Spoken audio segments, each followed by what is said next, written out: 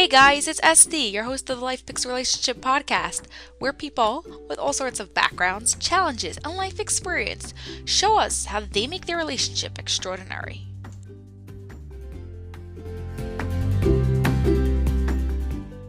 Hey guys, hope you're having an awesome day. Now tell me, am I crazy for becoming friends with Tiffany right away?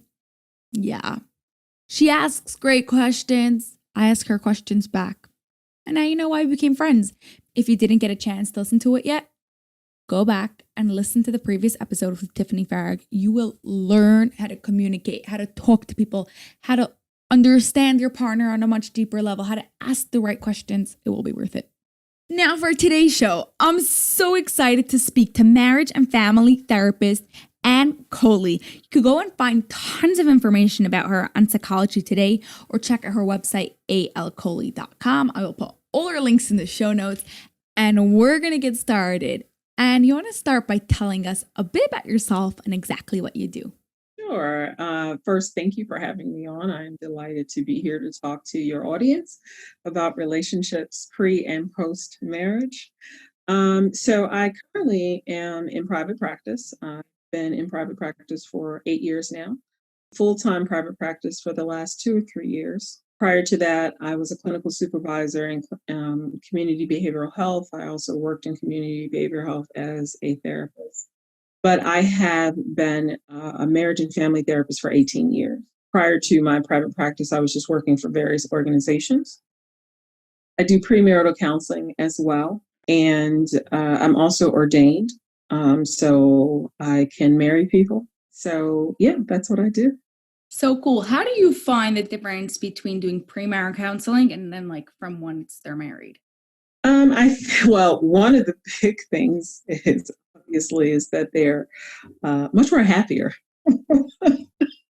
premarital, because they're at the beginning, right? There's all this love and bliss and this hopefulness, this, oh, we're gonna live happily ever after. And I try to give them some practicality, try to make it real, try to bring their heads out of the clouds to help them gain skills and tools that they can go into their marriage, so they don't have to see me Afterwards. the Yeah. marriage. Although I do say that there are times, it's like a checkup, right? That because relationships in life go through various ups and downs and struggles, that there may be time that you tap into it. For instance, I had a client who I married, and maybe 5 years into the marriage, they had had a child, right? So, and they just came in for like 3 sessions. We talked about some things and they were fine. So, right. So I don't believe it's a one and done sort of thing. It's like going to the doctor, right? So you go and you make sure your body's fine. Right. And as life goes by, some things happen. You have to go back to the doctor. It's the same thing with therapy, is that, you start off and then you come back for checkups. Yeah, I've spoken to quite a few people who go, let's say, once every 6 months or once every year. It's like scheduled in just to have like an outside perspective, tell them what they could do and how they could change things a bit. So what is your top 3 things that you tell couples before they get married? The top 3 things off the top of my head are: 1, love is not enough to sustain a marriage. Probably like hurts people, no? It surprises them. Right? It surprises them for me to say that love is not enough. But if love was enough, we wouldn't have divorces, right? So, 2, that it is not sex, parenting, finances that break up marriages or relationships. It's the inability to communicate. So, about whatever. If you have good communication skills, you can make it through whatever, right? But what I find is that I would probably say in the 18 years that I have been doing marital and premarital counseling, 95% of the issues stem from that most people come in without any concept of what healthy communication is.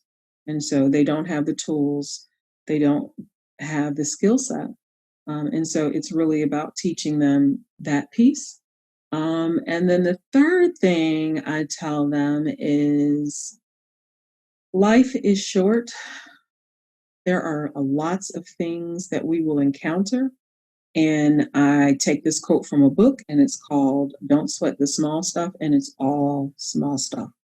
Right? We, as human beings, because of our traumas and histories and family dysfunction, make a mountain out of molehills. It's like, think about it. In like 5 years' time, are you going to care about this? Next week, are you going to care about this? Yes. Except that some people will say like, yeah, but then they'll bring it up in a fight against the other person a week later. So, but yeah, literally that's that. Now, how do you define healthy communication? It's funny you asked that question, because today I was telling a couple, I was like, what I am seeing right now is not healthy communication. And the first step to healthy communication is active listening, right? Having an active listening, for those who are not familiar with the term, is that one person speaks, the other person listens without thinking about what their rebuttal is. Most people think that they're listening, but they're not. They're just waiting to say what they want to say. But how can you really hear me? How you are assuming that you know what I'm going to say based upon some maybe experiences that we've had in the past. And so now you're jumping in without giving me the respect to listen to what I'm saying. And so you listen to what I say, and then at the end you paraphrase what I say, because words are relative, experiences are relative, and because we don't necessarily understand the same thing, the same concept, the same way. Sometimes explanation needs to happen, right? Because we all come from different cultures and different ways that we're raised. And, I grew up in the Midwest. It's very different than growing up in the East Coast. I've been on the East Coast now for 23 years, and I'm still like, something's wrong with y'all. Thanks. So yeah. So we listen, we paraphrase, we take a breath. The person is allowed to say, no, that's not what I meant. They can restate it. We take another pause, and then we respond. Right? So active listening. Seek to understand before being understood. Everybody wants to listen to what, no, well, why should I care about what you're saying if you don't care about what I'm saying, right? So if each partner is seeking to understand their partner, right, then we both get what we want. If I am trying to give you what you need and you're trying to give me what I need, right, or what I desire and what you desire, then we're able to get to a place, right, of comfortability and working well together than if we don't. So yeah, so seek to understand before being understood, and active listening are two things that I definitely walk with and talk to my clients about. Yeah, I heard someone say it really clearly once, that when everyone's talking, or like if you're talking to me, then I have this video playing in my mind of what you're saying. Now, every person sees the video or the movie from their perspective. So when you're talking, I need to go into your video and see it from your perspective. So that way I could really, like you said, understood and really active listen. So that way I could go and figure it out. Absolutely. Also, I think a lot of times that a lot of our fights, like you said, are because of definition. I think help means one thing and you think help means something else. Or I think even communication means one thing and you think that means something else. So if you really define what it is, what do you mean? What do you want out of it? Then you could see that you're talking about two different things and you could go figure it out. The other piece of that, when you're talking about communication, is this, you're talking about that from the lens, right? The lens of the other person. In addition to that, it's also understanding that I am a huge proponent, and I tell my clients this all the time, is that most things that people argue about, that they say you're wrong and I'm right, neither person is neither wrong or right, because you get to have your opinion and I get to have my opinion. And just because you believe something to be true doesn't mean that it's absolute truth, right? Just like what I believe doesn't necessarily have to be absolute truth, right? whether that's raising kids, whether that is, how to clean a house or how to wash clothes or how to keep a bathroom clean, whatever that is, right? There are no absolute truths. I shouldn't say there are no absolute truths, but most things that people argue about aren't absolute one way or the other. Yeah, I think absolute truths are only like things like you could say this is a phone. Then like we as society agreed it's a phone, so you could call it something else, but no one else is going to understand because that's what society is. But as a society, we haven't come up with something. What's considered a bathroom clean? You could decide in your family what it is, in your relationship what that is, and once you define that, you could say, hey, you didn't keep up to what we made up we're going to do. But other than that, it's not. Like you said, it's not, there's no like absolute truth of what it is, because I think my house is clean and you're going to come into my house and you're going to say it's messy because you usually keep your house even cleaner. Exactly. Or even how we decide who's going to keep the house clean, right? I am a huge proponent of housekeepers. I'm not spending time to clean the house. I want housekeeper because I work all day. And so the few hours that I do have, and so that's something, but there are people who refuse to let people in their house and clean, right? I take my clothes to the wash and fold, right? Because I don't have time. So it's these things, right, but there are people who will not do that. And that's fine, but your way doesn't make you right and my way doesn't make me right. It's just different ways. As they say, how many ways can you skin a cat? Yeah, it's really interesting that you brought that up of the chain of like bringing your clothing to wash and fold and stuff, because I think that people think sometimes that like as a mom, as a wife, you have to go and do all the laundry, cook all the meals, take care of the kids. And we could accomplish the same things by delegating it to someone else, as long as you're still responsible for it and don't like go 3 weeks without taking care of your clothing and then your kids wake up and they don't have any clothing, then that's totally fine. What you're choosing to do with your time is up to you. Absolutely. Absolutely. Every relationship is different, and what works for one relationship doesn't necessarily work for another relationship. And that's perfectly, a couple will say, so what do you think we should do? And I'm like, I'm not here to tell you what to do, right? Because therapist's job is not to tell people what to do. My job is to provide a safe space to ask questions, to broaden your thought process so that you can find the path that your relationship is supposed to be, not what my relationship, because what I do in my relationship, you could look at it and say, I would never do that. And that's totally fine. And you can do something totally different because it's your relationship. Yeah, I love that so much. And I think that safe space is so important, even with a couple, before they go and have any conversation, that they have to know that they could go and say what they want. Obviously not attacking their partner. It's a safe space here. And we're talking about what we want to say. How would you recommend someone making sure that they have a safe space in the relationship?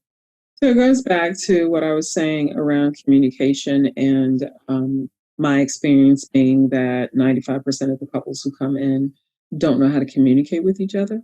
And safe spaces are based upon being able to communicate and allowing a person to communicate. So when clients come into my office, well, my virtual office now, I say to them, there is no judgment, right? So safe space means that when a person says something to you, it is not going to be used as a weapon. So often, clients will come to me and they will say, I told him or I told her something about myself, my experience, my background, and they actually used it against me in an argument. That is not cool at all, nor is it appropriate. And it definitely does not create a space for safety. And so safety is that I am allowed and entitled to feel the way that I feel, and I should be allowed to express how I feel. And we can have a discussion about it. But what you don't get to do is use it against me. You don't get to use my pain. You don't get to use my experiences, whether they were good or bad, against me. And so that's one part of how you create safe space. Not being judgmental, using active listening, being compassionate, walking thinking about it from the other person's vantage point, which we've talked about already. And so those are various ways that you create safe spaces. Awesome. Okay. Now, how does a person have life balance in their life between work and their relationship and taking care of the house? There's so much going on. How could they just juggle everything together? That's a great question, especially in light of where we are today whereas before we could get out of this space, where now everything is in a space. The work is in a space, the job, the family's in a space. So there are really no outlets.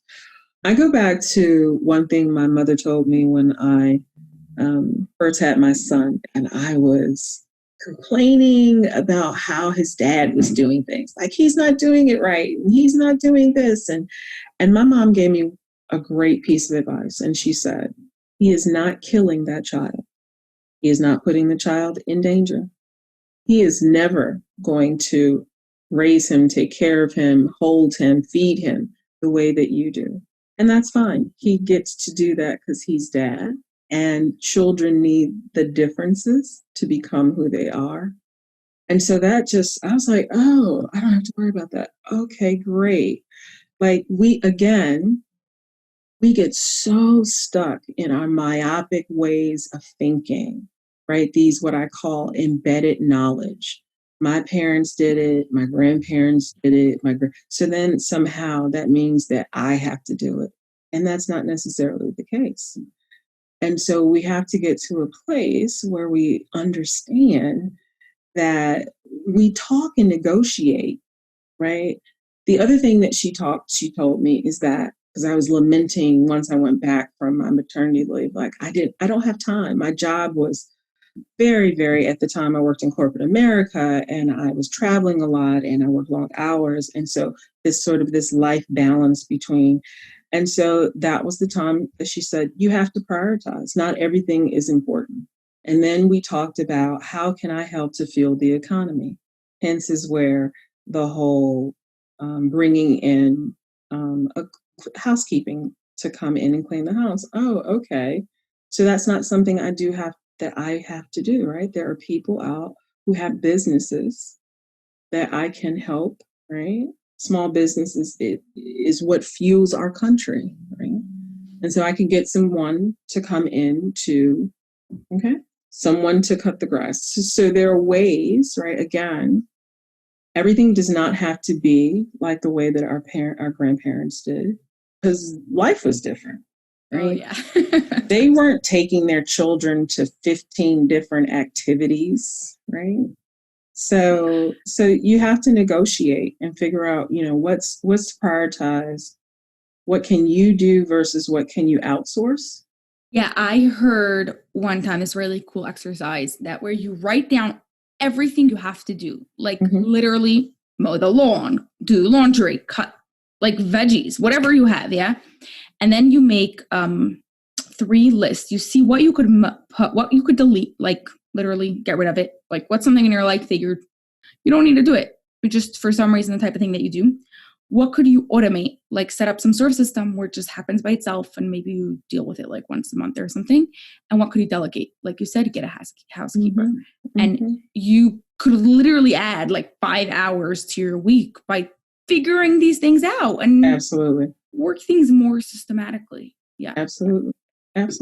Yeah.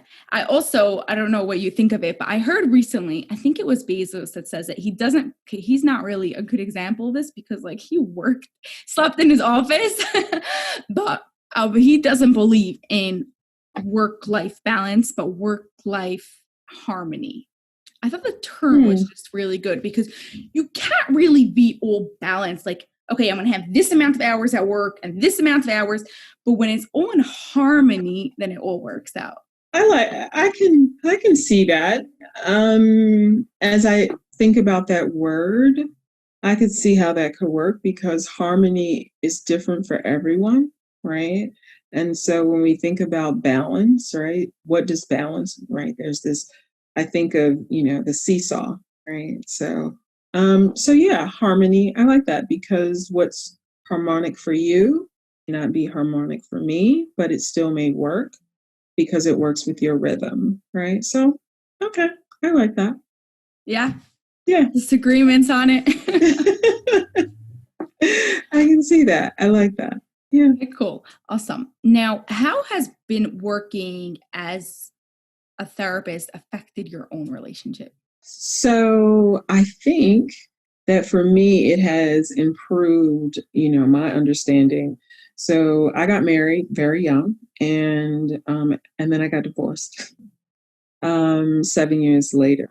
And as I began to reflect on that marriage and then started doing my own internal work with my therapist, and then I got into becoming a therapist. I think that the only thing between me doing therapy, my own reflection, and then learning about therapy and marriage and people and human beings and psychology, it has only helped to improve who I am in my current relationship. And so it's absolutely been very beneficial to who I am today, who I'm attempting to help my son to be, as he's 21. And so as he comes into, well, actually I started, because really these lessons really should begin teaching them when they're children so that they grow up to become the people you want them to be versus having all of these issues and then having to relearn stuff. So there's a lot of things that my son has learned from me because I'm a therapist growing up that he sometimes uses on me. Anything specific?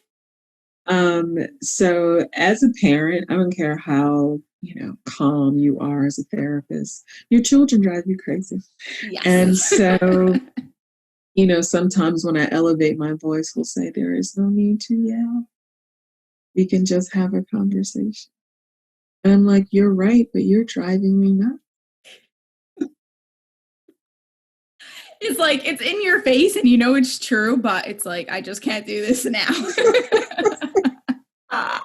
Hopefully enough practice happens enough that you don't have to ever or really rarely ever go and yell. Yeah, no, it's rare, but kids do have a way of pushing the button. Well, they know their parents, so. So did you know the whole time you wanted to be a marriage therapist, or was it something that only came afterwards? No, so I have a bachelor in business and communication. I have an M.B.A. I was in corporate America.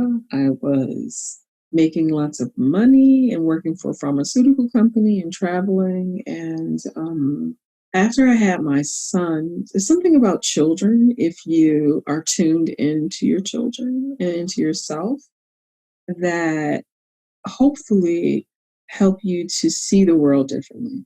Right? And so I got to a place and I was like, I'm making lots of money. We live well, we take great vacations, but this isn't enough. Like I don't feel fulfilled. And I used to volunteer at my church in the counseling ministry and helping and mentoring. And so I knew I enjoyed doing that, and I enjoyed helping people, and people felt comfortable coming to me. And so one day I was like, all right, God, what is my purpose in life? And so through a series of doors opening and experiences that I began to have, it began to lead me down this path. And so I went back to school and got my master's of divinity. And then after that, I was an associate pastor for 6 years at a large church called Enon Tabernacle Baptist Church, where I was an associate pastor for 6 years. And then I went back and to finish I was a chaplain for CHOP, which is a children's hospital. And then I went back to finish my marriage and family therapist because I knew, through my counseling that I liked couples and I like working with families. And so I went back and got some more coursework, and then I became licensed. And so sort of a revelation, internal feeling, a push from God, all of those things began to play that got me to where I am today. I also am an adjunct professor for the past 17 years. Oh, I like that. Now, just curious, little random, but you spent a lot of time in school. I want to know, what was it like going the first time and then second time around when you're older and already had life experience? I think, well, obviously, I can use more of the life experiences towards what I'm learning, right? There's something about, there's some things you can't teach people. You only get it as life unfolds it to you, right? Some things you just have to experience it. Agreed. So I think it was that piece. I am a lifelong learner, so I enjoy school. Like, I just enjoy school. I am actually going back to school in the spring. So cool. For what? I'm going to get a doctorate, a DMin, a doctorate of ministry in psychotherapy and pastoral care and counseling within the African American church. How long is that gonna, like, how long is the 3 process of three that? 3 years. 3 years. Full time, like, and be able No. to see clients also? Oh, yeah. Yeah. So it's a So much part-time. fun. I hate school, but I love learning. So it's interesting to see it from, like, I prefer, like, I always taking courses, you know. I left school at 16 and then, like, went to college in England. But it's so interesting to, like, see someone who, like, wants school and, like, just keeps on going. I love it.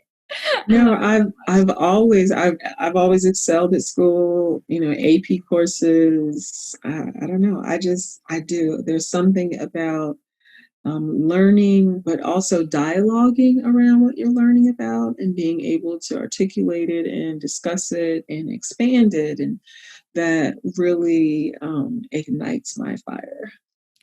I love that so much. Is your son like that also? I thought, really, God, you give me a child who really doesn't like school. I mean, he's in college. He understands the utility of it. He understands that part, but no, he hates school. Did you make him go to college?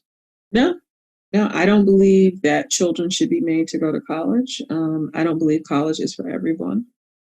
I think sometimes Coming from you, that means a lot. Yeah, sometimes it's technical school. Sometimes it's just going out and getting a job and finding, that fit. But I believe in finding a skill, learning that skill so that you can be productive.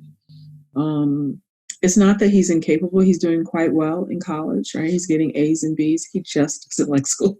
Yeah, But we gave him the option. We were like, you don't have to go to college. And he's like, no, again, I understand the utility of it.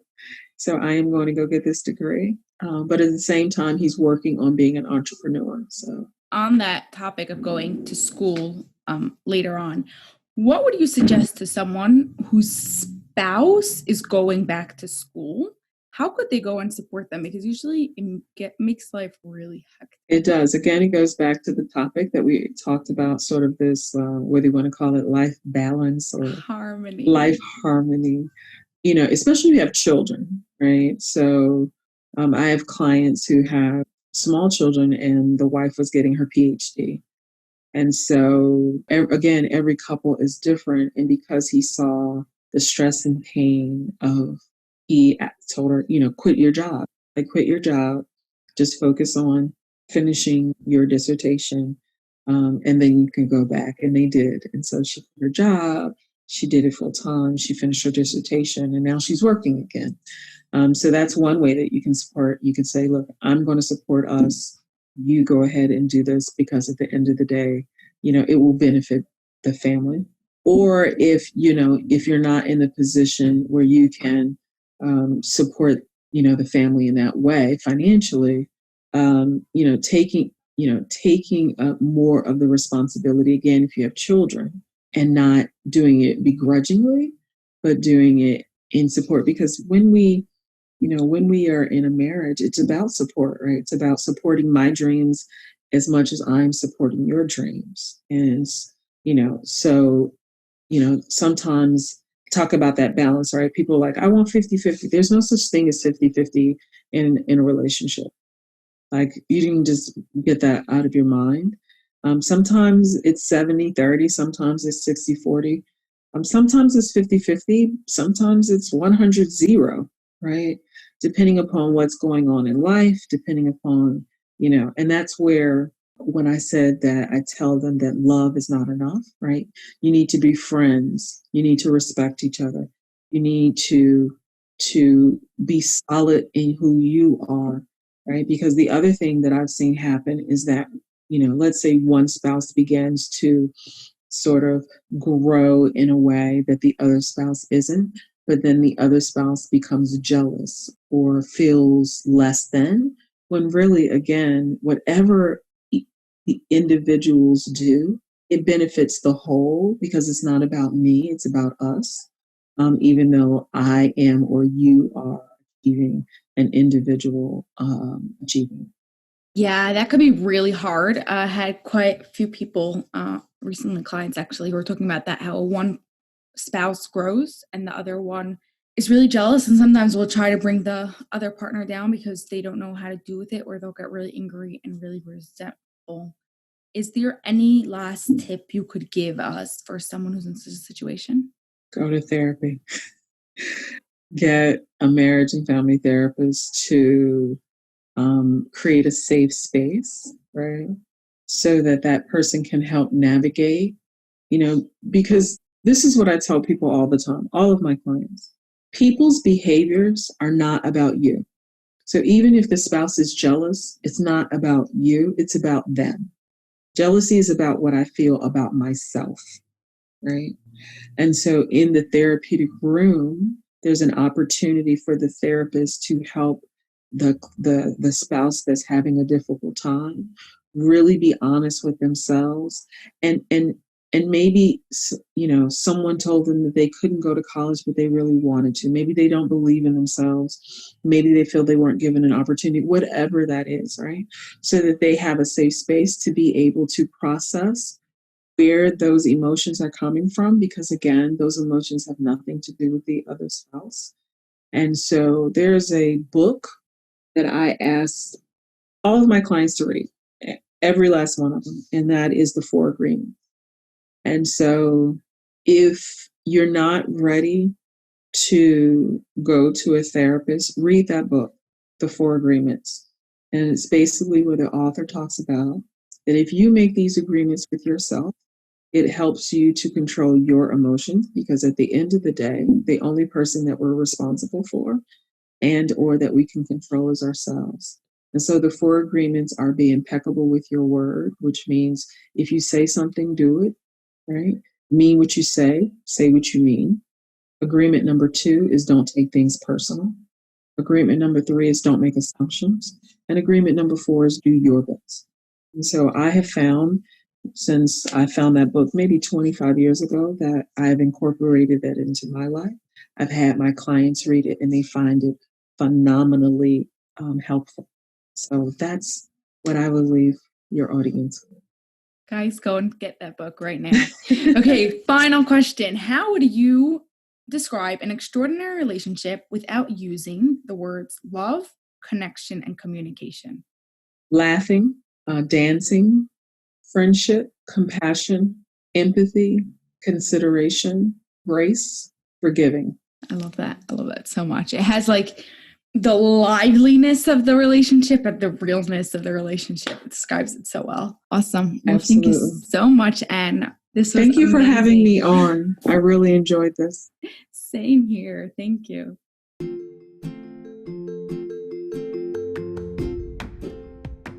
Did you enjoy that episode?